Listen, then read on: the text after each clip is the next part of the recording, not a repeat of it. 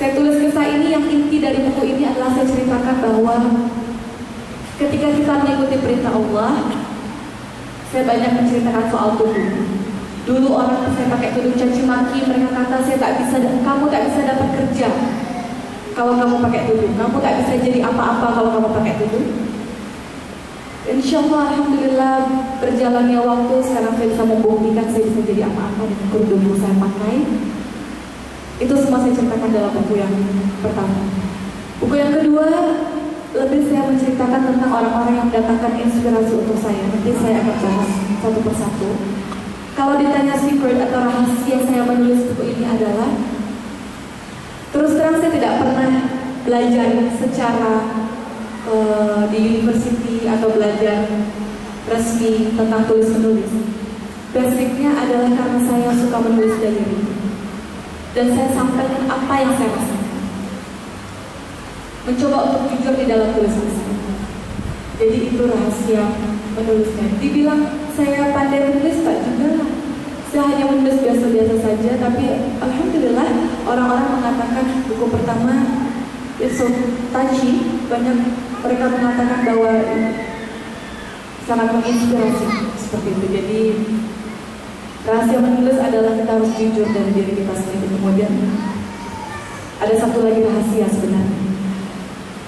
Kedekatan pada Allah itu sangat mempengaruhi ketika proses tulis menulis. Ketika saya sedang merasa futur, sedang merasa jauh sekali pada Allah, iman turun, itu sangat sulit sekali untuk menulis. I don't know why. Tapi ketika sedang rindu, sedang cinta pada Allah, itu rasanya mudah sekali untuk menulis.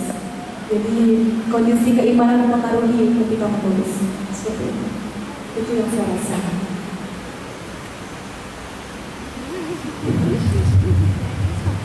Okey, baik. Terima kasih pada Cik Oki.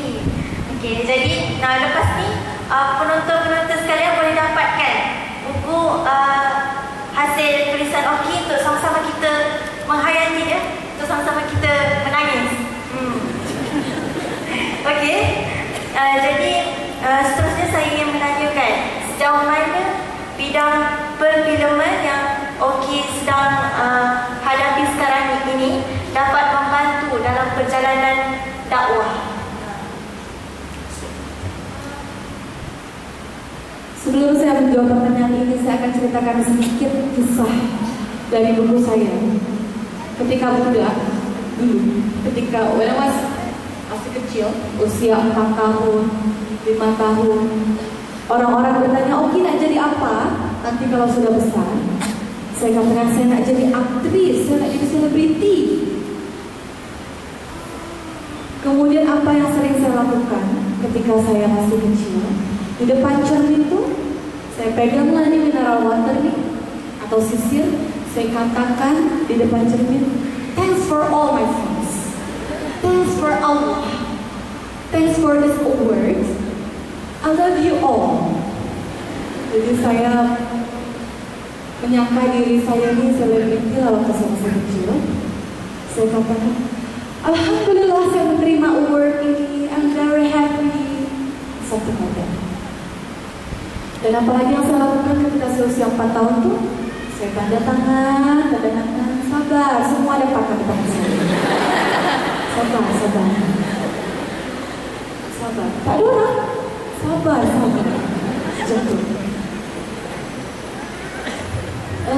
Sangat ingin sekali jadi selebriti waktu masih kecil.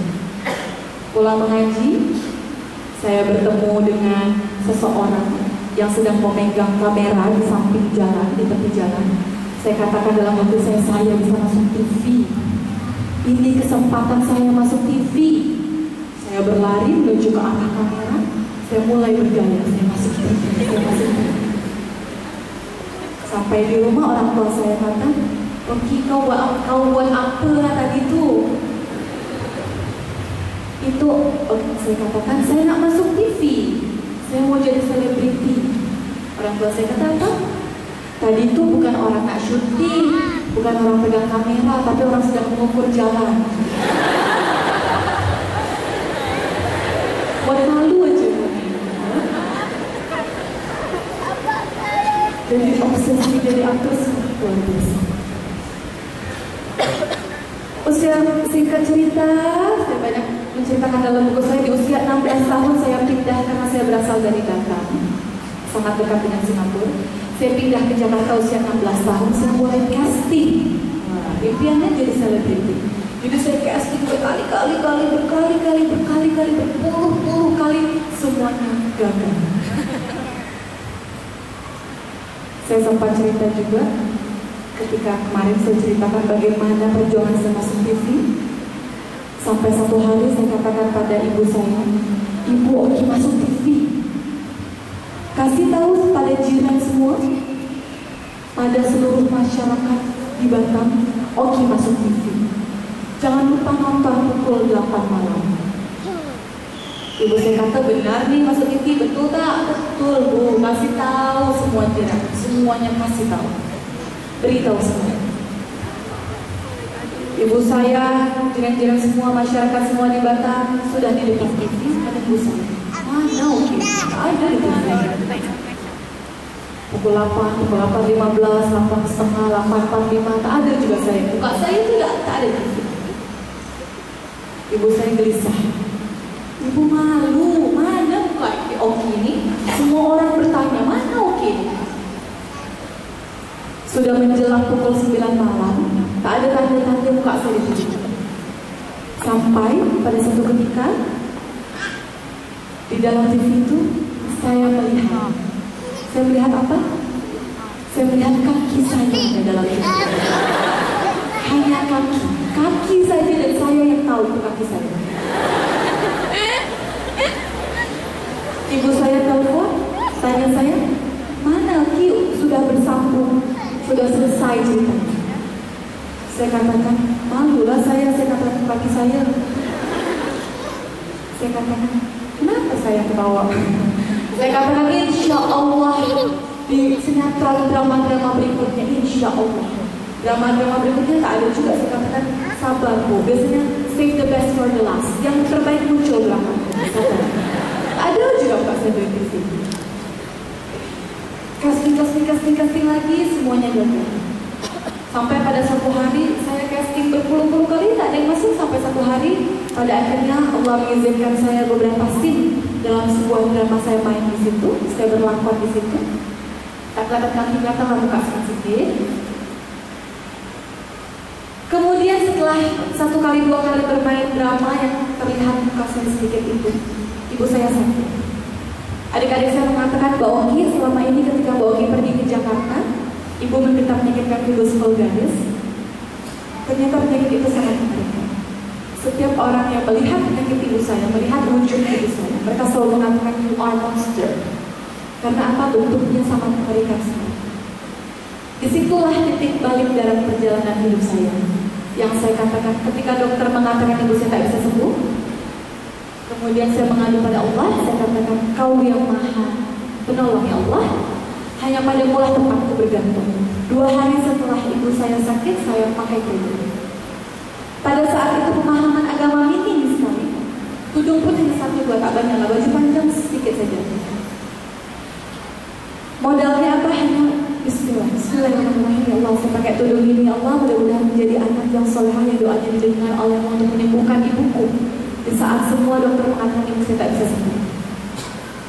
Modal kedua apa? Husnuzon pada Allah, berprasangka baik pada Allah. Allah kata kalau kita berjalan menuju ke arah Allah, Allah pasti akan berlari menuju ke arah kita.